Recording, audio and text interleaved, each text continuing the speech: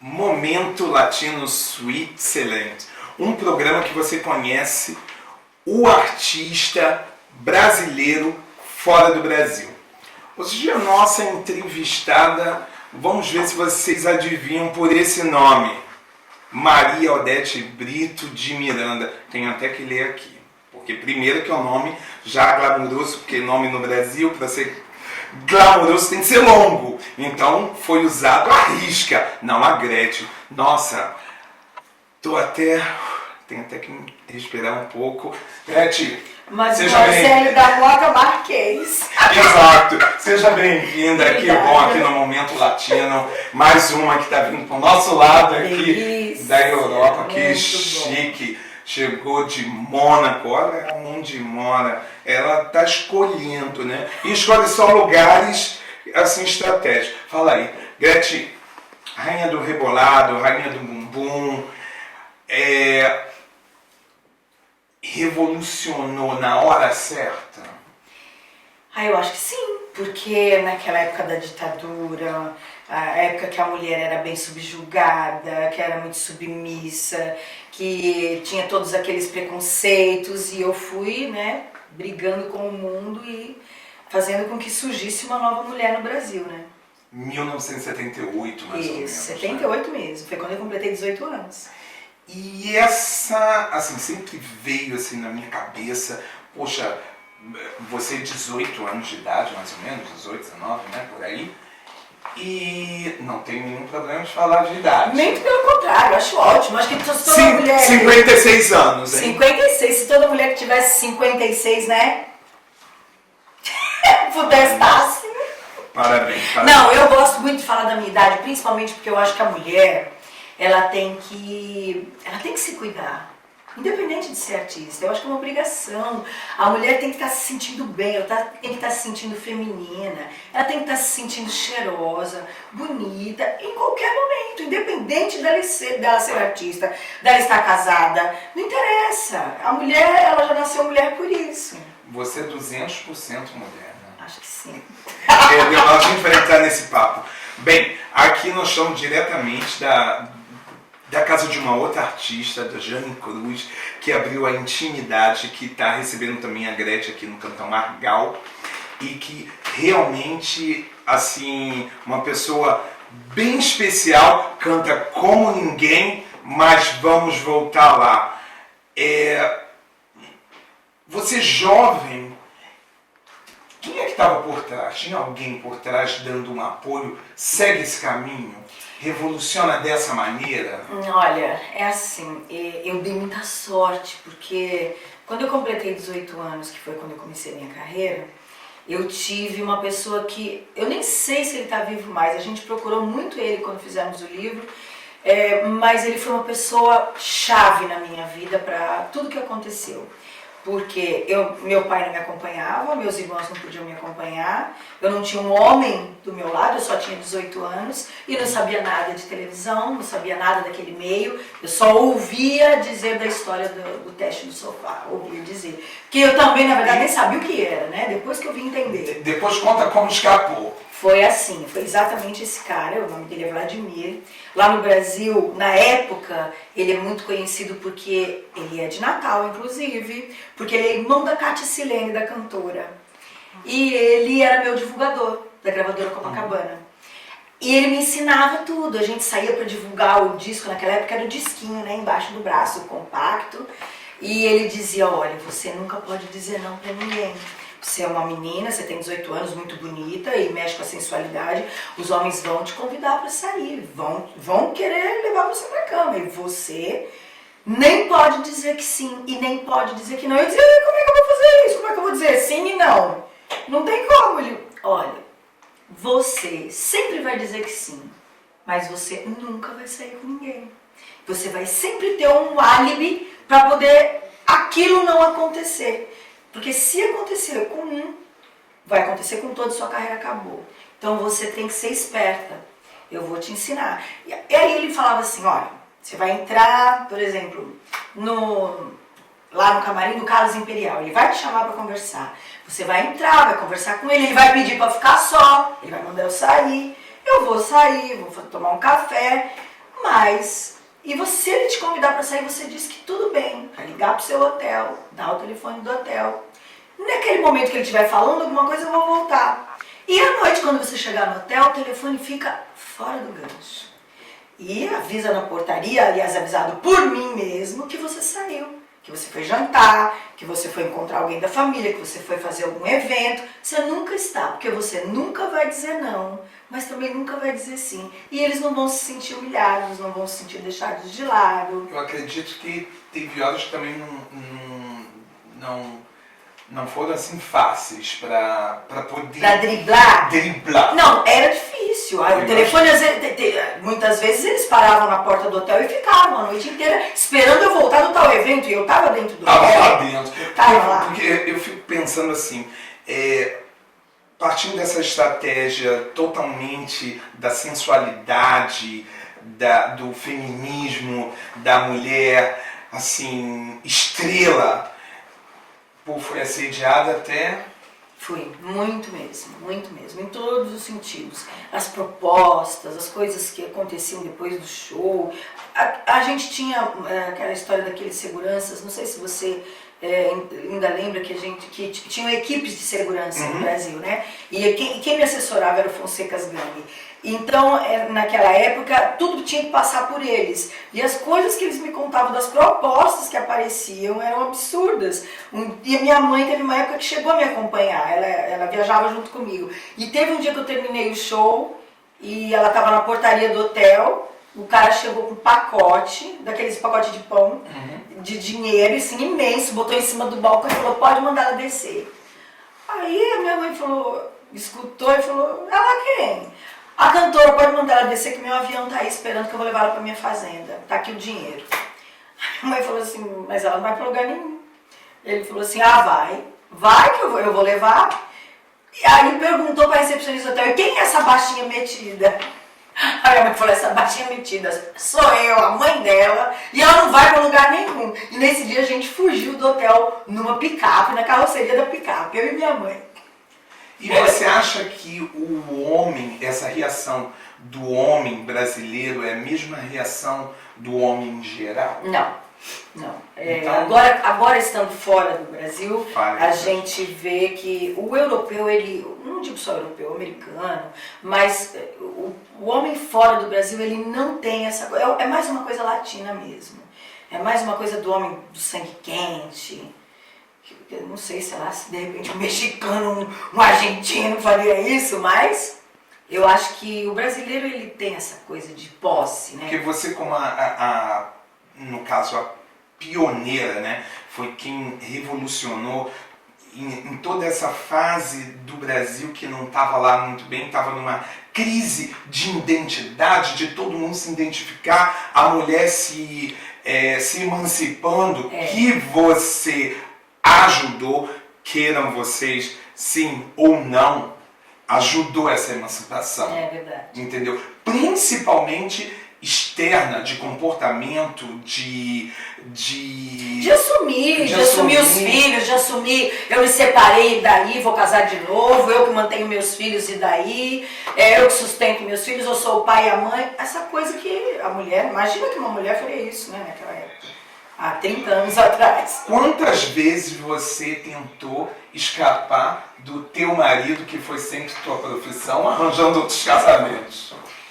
Olha, eu acho que, aliás, conversando com você, a gente vendo por esse lado, na verdade, acho que foi exatamente isso.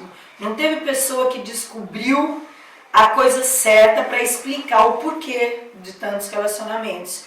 Porque, na verdade, eu era casada, o meu marido era o meu trabalho. E eu queria mesmo fugir daquilo. Eu sempre quis fugir daquilo. Eu queria estar... Porque, na verdade, nós da minha família, nós mulheres da minha família, fomos criadas para casar.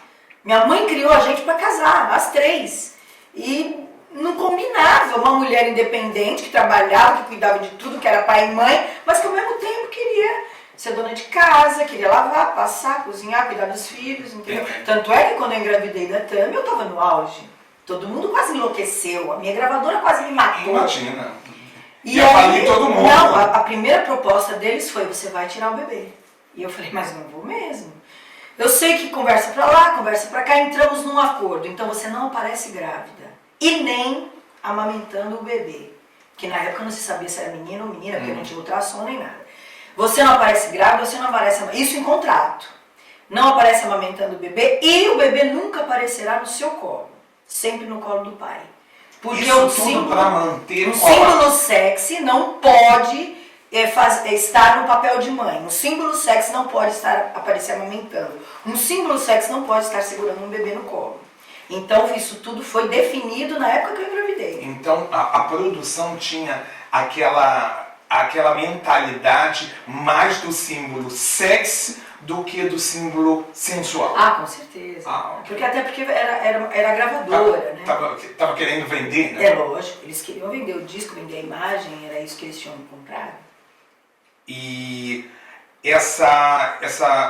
você ter tido que esconder tudo isso, acabou concordando com o teu marido, que é a tua profissão.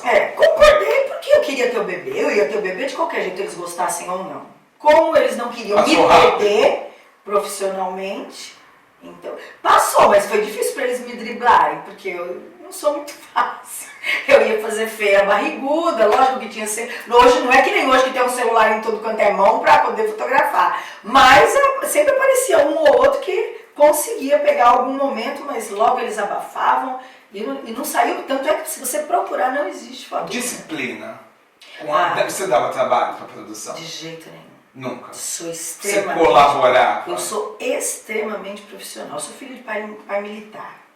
E nós temos uma regra rígida, mas de horário, de organização, de pontualidade, que é uma coisa absurda. Se você marcar um compromisso comigo, 10 minutos antes ou meia hora antes, com certeza eu já vou estar pronto te esperando. E o pessoal da televisão dizia, o Mariano, o produtor do Gugu, ele dizia, eu posso marcar um programa para ela em dezembro do ano de 2017, às 5 horas, e não preciso ligar mais para ela que ela vai estar lá nesse dia. Ele era desse jeito. Ele falava, eu nunca vi uma pessoa profissional. E você sempre colaborou, então, nessa parte com tudo? Ah, não, profissional eu sempre fui demais. Chegou épocas de... Eu era casada com o meu trabalho. Exato. Eu tinha que obedecer eu sei. o meu marido. Esse teu marido é forte. Esse foi. Ditou bordões, rebolada, passada da mão no cabelo, a jogada do cabelo, essa sensualidade, você acha que a mulher realmente se liberou e também pegou muito de você? Pegou, principalmente essa história de eu dizer, casei, e daí? Vou separar agora eu vou casar de novo. Imagina que uma mulher fazia isso naquela época. Então eu acho que isso foi aquela coisa daquela mulher que era agredida, né? Que tinha que aceitar a agressão, porque ela não tinha como sobreviver, ela não tinha como se manter, porque a maioria fazia com que... Eu me lembro da minha mãe, na época que minha mãe separou do meu pai, ela não podia trabalhar, meu pai não deixava ela trabalhar, exatamente para manter a mulher na rédea, porque se ela não trabalhasse, ela dependia financeiramente do homem sempre, né? Que horror. Pois é. Madonna do Brasil, Madonna brasileira. Quando fala Madonna, aí o povo vai pensar logo, já vai querer comparar, porque a Madonna é loura. Não, quando eu toco em Madonna, é uma pessoa que veio revolucionando, é uma pessoa que veio ditando, é uma pessoa que botou uma personalidade, é uma pessoa que manteve a personalidade e se manteve e veio se reciclando.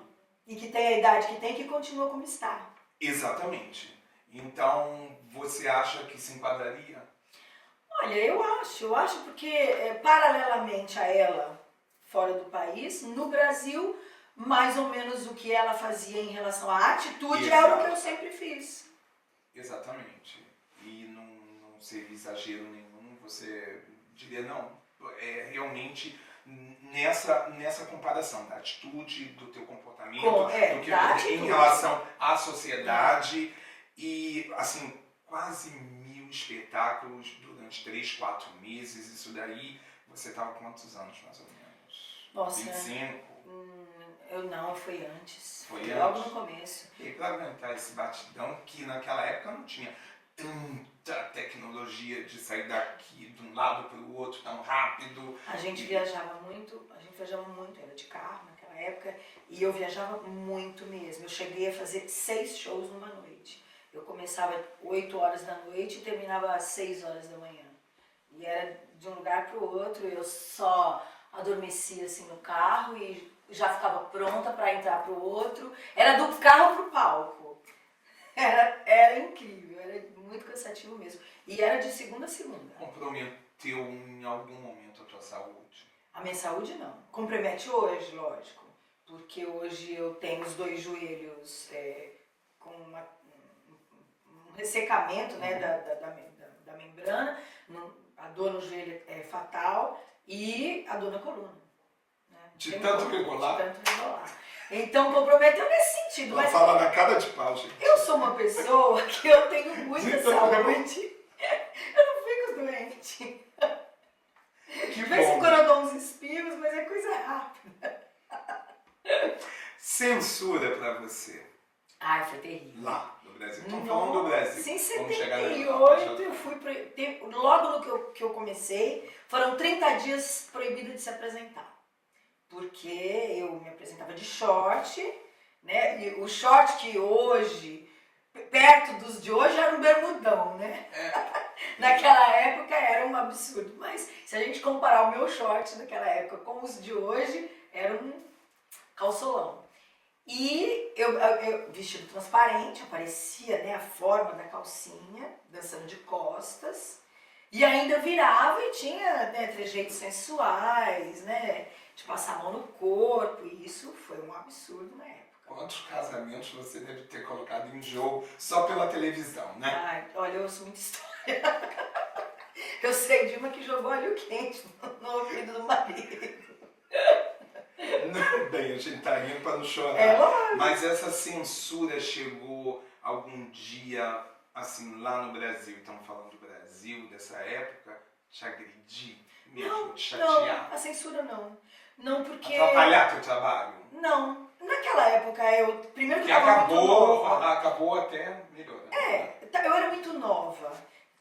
Na verdade, estava começando tudo aquilo. E em seguida já começou todo aquele movimento. Junto comigo veio vindo a evolução do Brasil, da democracia e de todo mundo cara pintado, aquela coisa. Junto, eu fiz parte de tudo isso.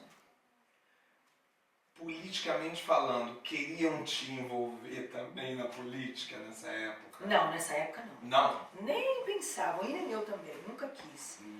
Nunca quis. Eu, quando me envolvi na política, foi uma coisa assim de amor pelo estado que eu adotei como meu, por isso que eu digo que eu sou pernambucana, mas foi o amor que eu tinha por aquela ilha de Itamaracá e a vontade que eu tinha de mostrar que no Brasil existe o Caribe. O Caribe brasileiro é Itamaracá, só que não tem estrutura para receber um turista. É uma pena e a gente vai tocar nisso. O Brasil também é política, né? Aliás, o É Brasil é um totalmente política. É um estilo de política. É. E essa reestruturação de você ter que, vamos dizer, fez o show, vai passando de fases em fases e você vai se reciclando. Agora é a Gretchen, mas de uma outra forma. Você conseguiu, a trancos e barrancos, porque é trancos e barrancos que a gente que a gente toca, né? Se manter. Renascer várias vezes. Eu consegui a Fênix, mas era assim. Por exemplo, na época da lambada eu fui e gravei a lambada. Depois veio, na época que eu era evangélica, eu gravei o CD gospel, porque diziam que eu não podia estar cantando músicas que eu sempre cantei. Enfim, eu vim fazendo todas essas fases, mas todo mundo só queria conta. Não, você tocou no gospel.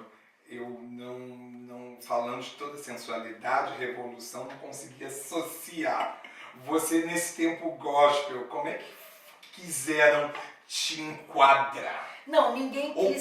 Eu é que quis enquadrar o povo. Foi assim. E aí... Porque foi assim, na época que eu me converti pro evangelismo, foi a época que o padre Marcelo Rossi cantava Erguei as mãos e dá, que era dançando, que era cantando. Eu falei, se o padre canta na igreja católica, e eu sou evangélica porque eu não posso cantar. E eu gravei o Melô do Piripipi em gospel, e era Jesus é Rei. Jesus é Rei, oh, Jesus é Rei, oh, Jesus é Rei, Gente, eu não vou quer falar. me salvar. Eu não vou falar que é cara de pau, porque... Fala a verdade, por que meu padre pode cantar e eu não? É por isso que revolucionou mesmo. Eu tava ou não tava cantando a verdade? Não, sim, sem dúvida. Você se enquadrou. A música não era minha? Certo. Você sabe E que o povo queria o nosso cinegrafista estava falando que até o Pato Donos, você sabia? Cantou as suas músicas. É verdade. Até o Pato Donos. Os três Ele patinhos. disse que aprendeu a te conhecer, a conhecer tuas músicas, ele que está ali atrás, o Brasil, pelo Pato Donos, te me mostrou. Tinha os três patinhos que cantavam a conga, eu fiquei E me mostrou. Então, que bonitinho. Não, mas vou voltar no gospel porque não me preencheu. Então agora eu vou te explicar, vê bem. É uma questão de você ver a lógica das coisas. A partir do momento, eu me converti seriamente, eu me converti mesmo. O que é converter seriamente? Seriamente, eu queimei tudo que eu tinha da minha carreira, porque naquela época, se você se convertesse, você tinha que deixar tudo do mundo. Eu queimei todos os meus troféus, todas as minhas fotos, todos os meus CDs, CDs não, as capas dos meus... Eu acabei com o meu arquivo. Eu fiz uma Haja fogo. Você não tem noção. Haja fogo. Mas foi verdade. Haja fogo. E eu, a partir desse momento, eu vivia extremamente para o evangelismo. Foi mais uma tentativa de escapar do teu marido, que era do trabalho? Não. Naquele momento, eu estava... A gente, quando se converte, a gente tem esse momento do fanatismo. Não tem jeito. Toda pessoa que se converte tem visto, você talvez não esteja acompanhando, mas a Andressa Urá, que sofreu aquele problema do hidrogel, que ela quase morreu, e agora ela é evangélica, só anda com saião. Essa fase dela vai passar. E ela vai voltar a ser como ela era antes. Porque isso é um fanatismo momentâneo. A gente, quando se converte, a gente tem esse fanatismo momentâneo. Até por causa de toda a estrutura da igreja. Depois é que você consegue se assentar e ter uma comunhão com Deus normal dentro daquilo que você faz. Exemplo, Sol Almeida. Ela é evangélica, evangeliquíssima, mas ela canta as músicas do Aviões. Isso é ser uma evangélica natural. A comunhão dela com Deus não tem nada a ver com o trabalho. Porque os evangélicos tinham aquela história. Se você se converteu, você não pode mais cantar. Mas o médico, mas o médico não deixa de clinicar. O advogado não deixa de... Por que o cantor tem que deixar de cantar aquelas músicas? Só porque teve uma comunhão com Deus. O que isso tem a ver? Então era uma coisa que eu questionava o pastor. Eu dizia, por quê? Vocês estão exigindo uma coisa de mim? E o que ele falava? O meu pastor, ele compreendia muito. Ele era um pastor que era da Sara Nossa Terra, que ele entendia que isso não era uma coisa justa, que não era uma coisa correta. Mas aquela história, tudo era muito antigo, tudo era muito novo para todo mundo.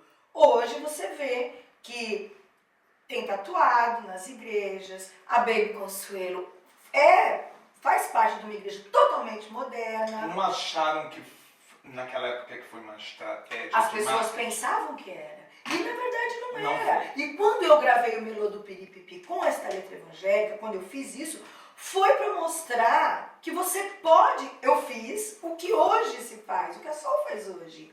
Cantar funk, cantar samba, tudo evangélico. Então, eu mais uma vez estava sendo precursora, só que as pessoas não aceitaram. Porque hoje o Melô do Piripipi evangélico não é nada perto das músicas evangélicas que eu tenho visto aí. Exato. Você entendeu? Então eu... Hoje são mais ousadas ainda. Mais uma vez eu fui precursora, só que as pessoas não compreenderam. Porque eu vinha sempre avante do meu tempo. Eu sempre tive a visão das coisas antes delas acontecerem. Coisas de ET. E a nossa entrevistada de hoje no Momento Latino Switzerland, acabamos realmente de fechar um quadro, um bloco, para dar um momentinho de pausa aqui e voltar com ela na versão Europa. Gretchen Europa, adaptada, adotada, passaporte a caminho, nacionalidades, Até daqui a pouco, Momento Latino Switzerland.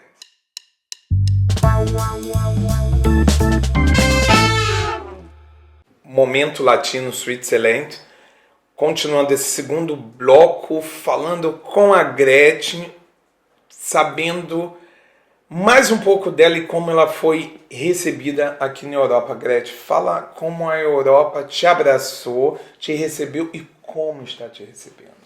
Olha, a Europa, ela é como uma mãe, sabe? É assim que eu tenho sido recebida aqui, porque eu estou conseguindo realizar os meus mais profundos desejos, que é o de ter uma família, de ter uma vida normal, de ter uma vida de dona de casa, de poder ir para o parque com as minhas filhas, de poder levar elas para a escola, coisa que eu nunca pude fazer. Eu hoje estou presente no Dia das Mães, estou presente no Dia dos Pais, porque eu sou pai e mãe, estou presente nos mínimos desenhos que elas trazem da escola para me mostrar. Eu nunca pude participar, nunca pude viver isso. A gente faz piquenique na grama, coisa que se eu fosse fazer no Brasil já era uma confusão, já tinha que chamar a polícia, já era um lelê. Então, quer dizer, a Europa está me dando aquilo que eu desejei. Poder respirar, liberdade, segurança. Poder me divorciar. Do teu marido, do meu marido verdadeiro. Exatamente. Pois então tá te dando essa oportunidade, pelo menos, de dividir um pouco, né? Porque teu marido tá sempre presente, pelo que eu vejo. É difícil de você amar, mas pelo menos tá te dando um tempinho para você respirar, participar mais da tua de atuação ser uma mulher normal, que era o que eu desejava. Eu queria ter podido fazer as duas coisas juntas, mas eu já percebi que é impossível. E assim, você está sendo adotada pela França, Portugal, como é que é? Os dois. Eu tanto estou sendo adotada como eu estou adotando. Eu disse, inclusive, numa entrevista no começo desse ano para o Rodrigo Faro que Portugal é minha segunda pátria. E é porque eu tenho um marido português, a minha nacionalidade vai vir portuguesa, então quer dizer, eu tenho mais que ser apaixonada, grata, amada por esse país. E também a França, porque meu marido é um português francês, ele sempre viveu na França, 35 anos na França, e ele não tem nacionalidade francesa, mas tem um amor pelo país. E hoje eu tenho amor por esse país igual, porque eu consegui superar as dificuldades que eu encontrei quando cheguei na França. Porque eu tinha aquele francês de escola, né? Lá no Brasil, que quando a gente chega aqui vê que não é nada, você não sabe nada. Então eu tive a dificuldade da língua, eu tinha filhas para matricular na escola, eu tinha que fazer documento, eu tinha que ir no supermercado, eu tinha que fazer compra, enfim, era tudo muito difícil no começo. Se virar mesmo. E eu me virei, e hoje, não falo fluentemente, mas hoje eu compreendo fluentemente, eu escrevo fluentemente, não falo fluentemente ainda, mas as minhas filhas já falam. Porque estão estudando, estão estudando, então quer dizer, é uma coisa hoje de uma segunda pátria mesmo. Portugal e França hoje estão no mesmo patamar para mim. São dois países que me acolheram amorosamente. O que deu em você para dar essa iniciativa de imigrar? A falta de privacidade. A agressão que eu sofria e sofro ainda até hoje de certos repórteres da mídia que entram na minha vida pessoal e não querem saber que o meu marido é europeu e que não tem nada a ver com isso, que não querem saber que os meus filhos não têm nada a ver com isso, e eles me agridem, consequentemente acabam agredindo meu filho. Toca todo mundo, família, é um dominó. Toca os filhos, é um dominó. E eu tenho um marido europeu que não entende o que está acontecendo. Por que estão falando aquilo dela? Por que estão mostrando aquilo dela? Ele não entende muitas coisas. Por que estão falando de mim, se ninguém nem me conhece? Mas é só uma pergunta rapidinho. Ganha-se muito dinheiro fazendo isso lá? É a mídia? Ganha. Ganha. Ah, ok. Ganha porque não tem outra explicação. Não tem outra explicação para uma emissora aceitar esse tipo de reportagem, esse tipo de matéria. Porque a repórter recebe trocentos processos e continua no ar como se nada tivesse acontecido. E perdendo processo atrás de processo. E a consequência é depois perder o trabalho dela. O pior é que não. Não. O pior é que a emissora acha interessante manter essa pessoa na emissora. Quer dizer, é chocante. Hoje eu sento todos os dias no meu sofá lá na França para ver. Vamos ver qual é a novidade que ela fala e vai falar de mim hoje. Porque são todos os dias. Todos os dias. A Tami diz que isso é um caso de amor, que ela deve ser apaixonada por mim. Ou por ela, né? Certamente. Alguma coisa, porque realmente... É extremamente pessoal. Extremamente... Deve ser, porque se alimentar disso, ou deve ganhar muito. Bem, preconceito, discriminação foi uma causa também da migração. Também. Foi e é. Porque o preconceito continua, a discriminação ainda continua. Um ou outro sempre solta uma piadinha engraçada. Ah, mas ela posou nua. Ah, mas ela fez isso. Ah, mas ela fez aquilo. Mas aquela história, eu trabalhei muito na época da política, fazendo show político, e eu me lembro de uma frase que teve um político que ele falava que eu achava muito engraçado. Ele falava assim: quando eu chego em casa, a minha mulher vê as marcas de batom desse lado, mas não vê um monte de catarro que tá aqui desse. Porque na hora que você abraça uma pessoa, né? Exato. Tem a marca do batom da mulherada que vem, mas tem também o pobre, aquele que é o homem de rua, enfim, quer dizer, todo mundo só vê a parte que incomoda ele ou que provoca. Mas não vê tudo que vem por trás de tudo isso. E assim, imigração a gente já sabe que é uma coisa que você depende de língua, de se integrar, de se adaptar, de aceitar, tolerar. E dar esse passo na idade que você deu é provar mais uma vez para o Brasil o quanto corajosa você é. Realmente é muito difícil, porque você encarar uma nova língua, uma nova cultura, um novo comportamento, outra coisa, você sabe como o artista é tratado no Brasil, tudo pode, pode, você consegue tudo, você tem prioridade para tudo, e aqui você vai para uma fila... É igual a todo mundo. Igual a todo mundo, você obedece regras no trânsito igual a todo mundo, você obedece regras de educação igual a todo mundo, e você é simplesmente uma pessoa como todo mundo que está aqui. Meu nome aqui, inclusive, não é nem Maria Odete. Eu aqui sou Mademoiselle da Mota Marques. Quer dizer, eu sou a Mademoiselle com o nome do meu marido. Uma coisa que lá no Brasil é praticamente inadmissível, né? Não. Você ser chamada do nome do marido. Lá você tem a sua própria identidade. Aqui nem sou a Gretchen, nem sou a Maria Odete, sou a Mademoiselle da Mota Marques. Então, quer dizer, é uma adaptação. É uma adaptação completa. Outra, lá no Brasil todo mundo tem empregada. Bem ou mal, você tem pelo menos uma faxineira, né? Vai lá, fala. No mínimo uma faxineira. Aqui, Fala toda a mas realidade. não é? A realidade do imigrante é essa. É acordar às 6 horas da manhã, porque ela tem que botar a roupa na máquina e estender a roupa antes de sair de casa. Ela tem que deixar a comida pronta se ela tiver filhos, porque mesmo que os filhos sejam pequenos aqui, tem toda aquela estrutura que você deixa o filho na escola, mas ele vai ter que voltar para chegar em casa antes de você, então ele vai ter que comer, então você tem que deixar a comida pronta. Se você tiver marido, você também tem que cuidar das coisas do marido, para quando você chegar a casa estar ainda por limpar, e você chegar às 9 horas da noite, ter que limpar a casa, pegar a roupa que está estendida, passar a roupa que está estendida, botar as crianças na cama, para as 10h30, 11 horas, meia-noite, você dizer, bom, acabou meu dia agora. E é você se adaptar a tudo isso. E não é porque eu sou a Gretchen. Foi fácil. Não é porque eu sou a Gretchen que eu não vou poder fazer isso. Vou dizer assim, eu sou a Gretchen, eu quero que alguém lave a louça para mim. Não existe isso. Foi fácil. Para mim foi. Eu posso dizer que foi porque, como eu te falei, a minha mãe criou a gente para casar.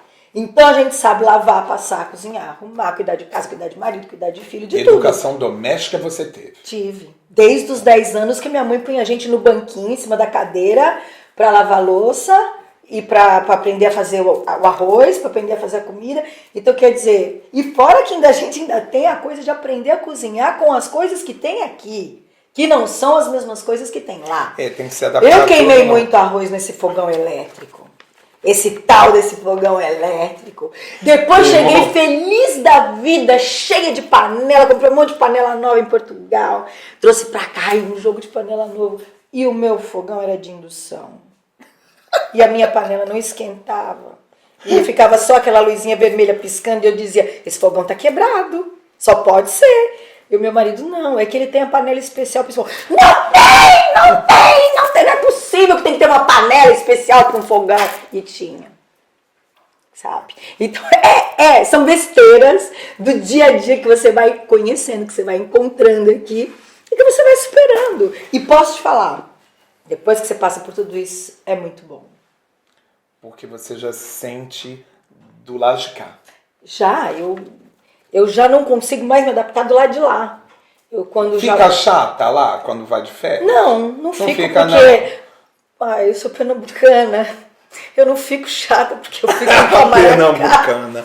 Ela comigo fala com sotaque carioca, gente. Mas com a produtora, com a amiga, que é pernambucana, sai um outro, eu não entendo muito. Quando eu desço assim naquele aeroporto de Recife, que eu sinto aquele cheiro de terra, de mar, aí não tem como brigar, reclamar. Não fica chata, não? Não, aquela água de coco maravilhosa. Ou se tiver de ir no banco, tem que estar espiritualizada. Aí é difícil.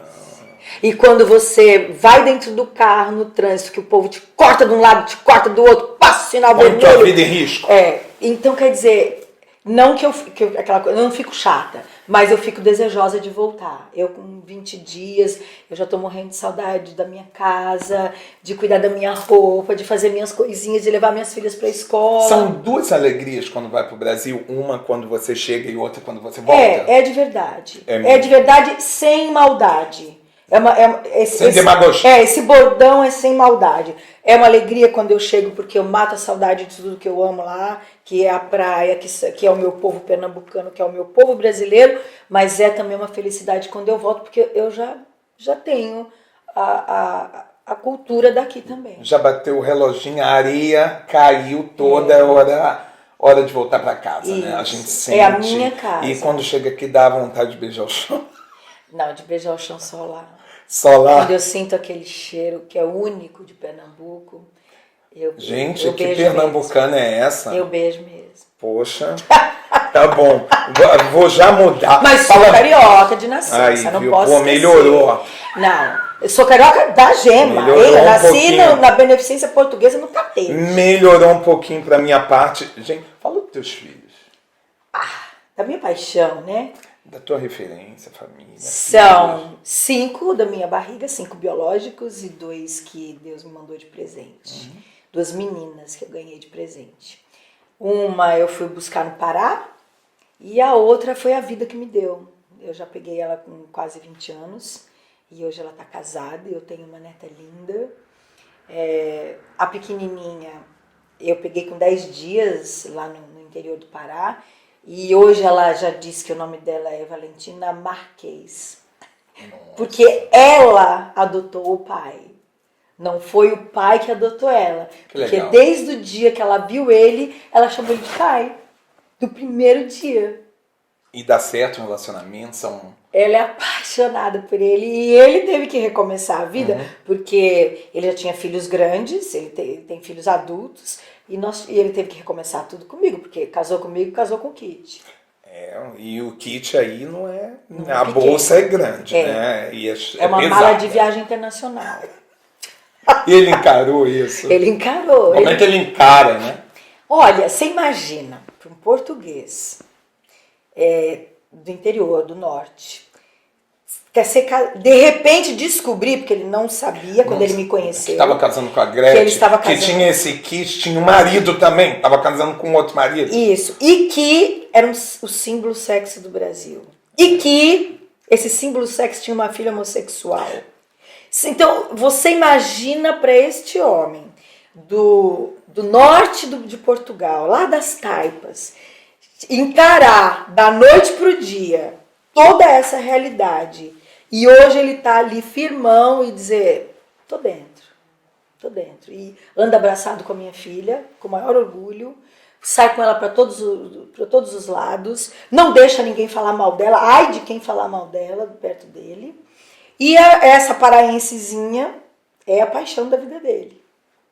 E ela estuda na França, né? Ela estuda, ela já fala francês e italiano. Nossa, já vai crescer, já é uma outra geração de educação e de formação dentro da tua própria família, né? Dentro da que você fez, né? É a família que nós construímos. Teu filho também mora no exterior. Eu tenho 2 que moram nos Estados Unidos. Exato. Eu tenho a Tami, que mora em São Paulo. Tem o Décio e o Gabriel, que moram nos Estados Unidos. O Sérgio morou comigo até anteontem aqui em Mônaco. Foi para São Paulo porque existe um novo projeto de trabalho com a Tami até o meio do ano, mas ele volta para estudar em Coimbra, que ele quer continuar a faculdade dele de economia. E ficou a Júlia e a Valentina só conosco, que é a de 12 e a de 5. A Jennifer, que é a adotada que eu te falei, adotou ele também, sem ele querer. É o meu papi.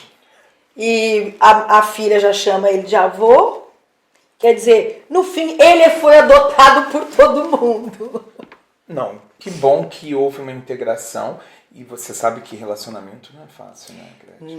Não é fácil. E eu acho que foi uma forma muito, muito inteligente dele. Ele não foi só amor, foi a inteligência. Você acha que você ficou mais maleável, mais fácil, menos independente? Ou você ficou mais chata, ficou mais exigente? Fiquei mais chata porque eu tô ficando mais velha. Você acha que tem a ver com a idade? Tem, a gente fica muito assim. Não, vamos tocar desse papo que eu não a gosto gente, não de idade. A gente quer essa caneta aqui. Vamos. E aí se você põe a caneta aqui no lugar onde tinha uma coisa agora há pouco, eu vou dizer pra você, por que você tirou a caneta daqui? Se tá bem ela ficar aqui. Chata mesmo. Chata, entendeu? Não. Nadando contra a corrente. Eu sei que é uma polêmica hoje no Brasil também. Principalmente pelo todo. Linda e linda. Da linda pra um lindo. Né? E aí? E ela, personalidade, caráter, também saiu da linda pro lindo? Saiu. Ela era uma das mulheres mais lindas do Brasil. Ela era o futuro símbolo sexy do Brasil. E hoje ela é uma referência de transexual no Brasil. Ela é presidente do Núcleo da Diversidade em São Paulo, que é o primeiro núcleo da diversidade oficial, ela é a presidente.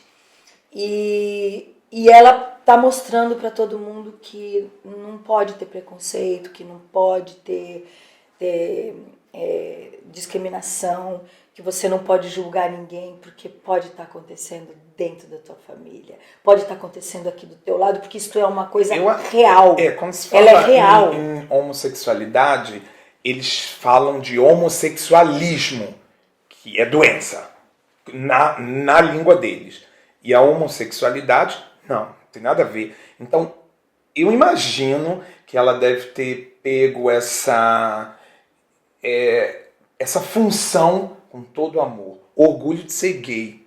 Você sabe, orgulho de ser gay é uma qualidade do ser humano. É de se orgulhar de si próprio, do teu ego, da sua escolha e da sua alma. Então, imagino que ela deve estar pegando por esse livro aqui, tá se vendo.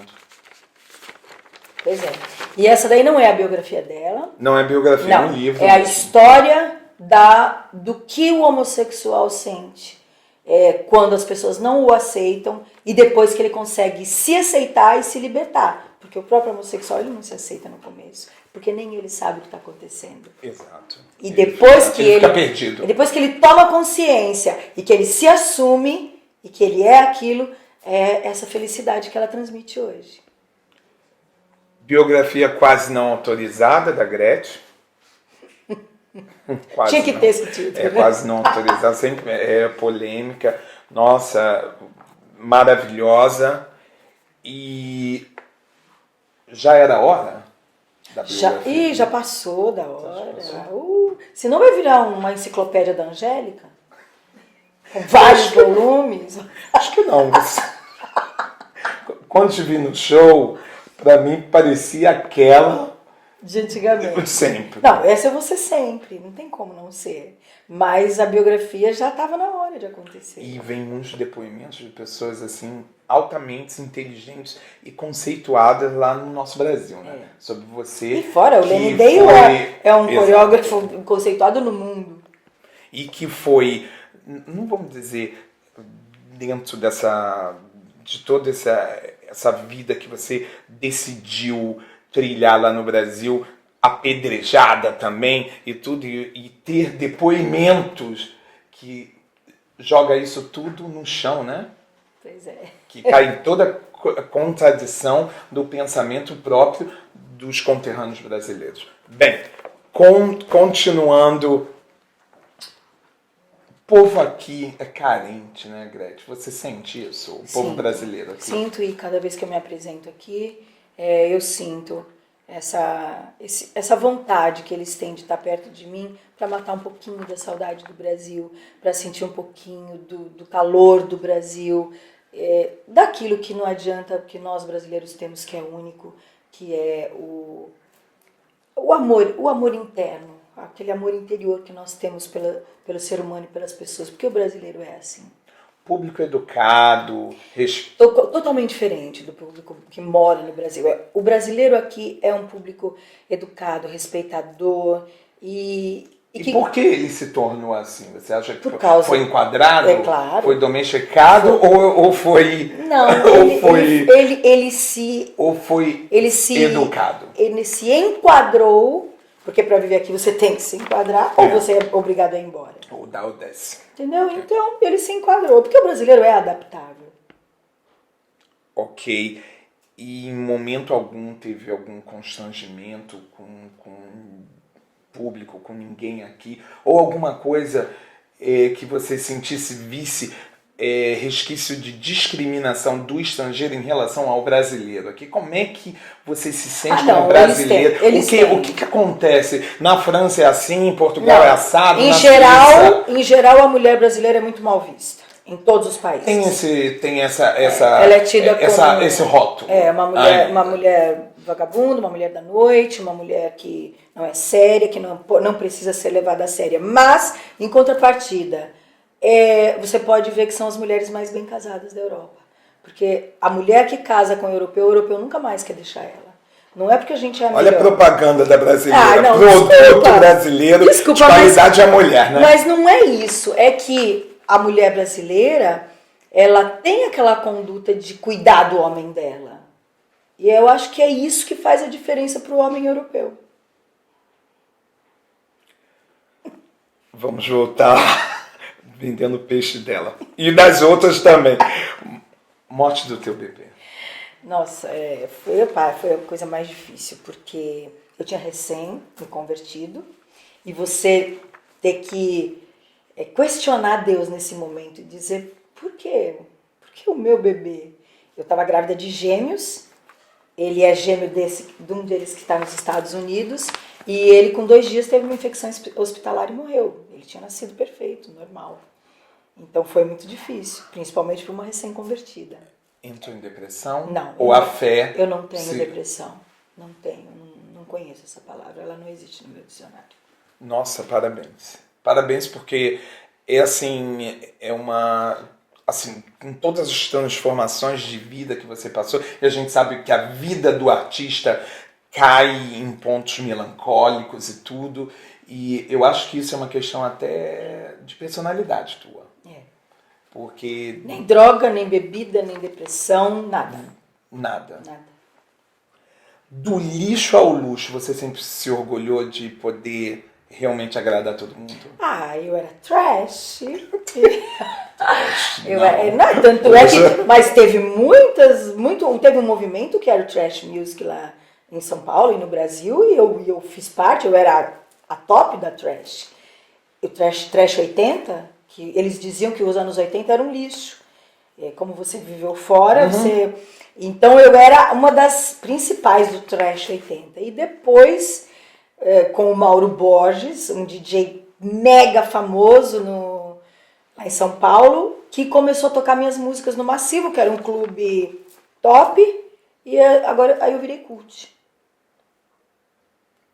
Cult, ícone. Traduz aí para os nossos internautas. Eu agora saí do quarto da empregada do programa do Silvio Santos e agora eu entro na tela de LCD da casa classe A. Quer dizer, já entra direto na sala, né? Que antes era no... Antes... Fala dessa época do Silvio Santos. Não, a pessoa falava... Qual é a música? 6 meses no Qual é a Música, eu fui a segunda campeã, eu fiquei 25 semanas no Qual é a Música, ganhando direto, mas a pessoa que era classe A dizia, eu até vi você, que eu passei no... Eu tava passando na porta do quarto da empregada e ela tava assistindo, eu até vi você. Você escutou isso mesmo? Muitas vezes, muitas vezes. E hoje eu escuto assim, a tua música toca em todas as minhas festas, nossa, é o máximo da mesma pessoa. Então, quer dizer, é incrível como existe essa coisa de da noite pro dia você já é outra coisa. Vamos lá num bate e volta, tem tanta coisa para falar com você que se a gente ficar aqui, você sabe, né? Sempre por isso que eu te falei que dava uma enciclopédia. Certamente, a biografia, se eu abrir a biografia então, é aí que a gente fica o dia inteiro. Bem, eu vou falar das pessoas, só uma frase, resumo, Silvio Santos. Meu patrão, eterno patrão. Chacrinha. Meu paizão. Tami. O meu grande orgulho. Teu pastor da igreja. Muito importante. Ele foi a parte da compreensão da minha vida religiosa. Situação do artista brasileiro hoje no Brasil, do cantor. Olha, o artista brasileiro e o cantor no Brasil é descartável. Ele pode ser o melhor, mas ele é descartável. Anitta. Olha, eu tenho que falar das duas. A Anitta e a Valesca foram as seguidoras, né, de todo esse trajeto que eu fiz, e são as que têm as diretrizes muito bem definidas do que elas querem. Essas não vão ficar nunca pelo meio do caminho. Elas são perfeitas. Mídia no Brasil. Frase. Hoje, péssima. Uma frase? Mal usada. Europa. Muito mal usada. É o símbolo da educação e da organização. A referência de um artista na bossa nova para você no Brasil que, quando falo, você não pode deixar de tocar. Vinícius de Moraes. Tua região do coração. Pernambuco ou não? Gente, agora vamos tocar. Jane, chega aqui, senta. Não, já estou cheio. Pernambuco é muito. Nasceu, não. Pernambuco. Jane, senta aqui. Muito obrigado. Por que você perguntou então? Muito obrigado pelo... Jane Cruz, minha gente. Conheci há 4 anos atrás e tá a mesma, mil vezes melhor, porque tá mais bonita, entendeu?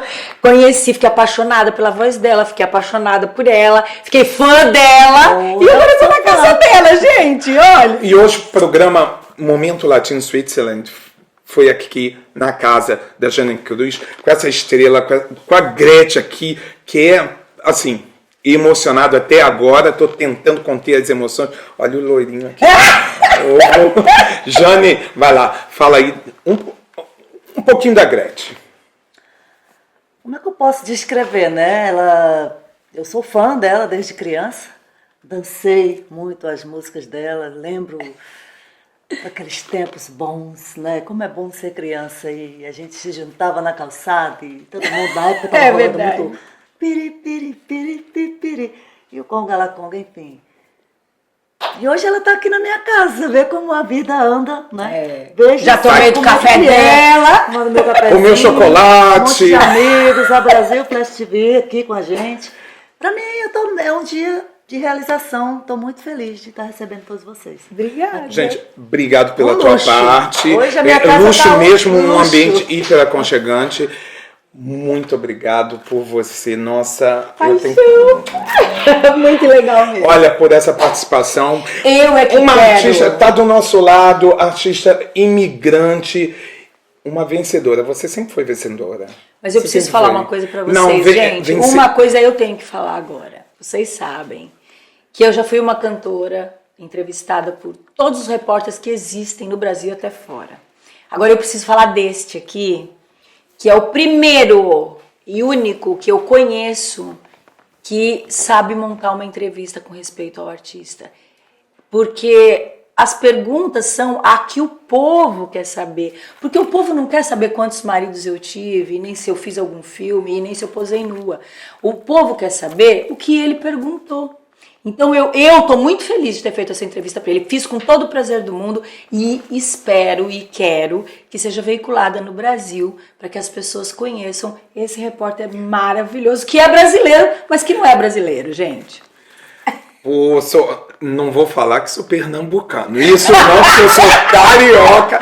Momento Latino Switzerland, aqui com essas estrelas. Muito obrigado, Jane. Obrigada a vocês. Reverência para você, Gretchen, que é o que tem que fazer, entendeu? Com vocês na Web TV, aqui na Europa e aqui na Suíça, Brasil Flash TV. Um beijão. Valeu! Ei.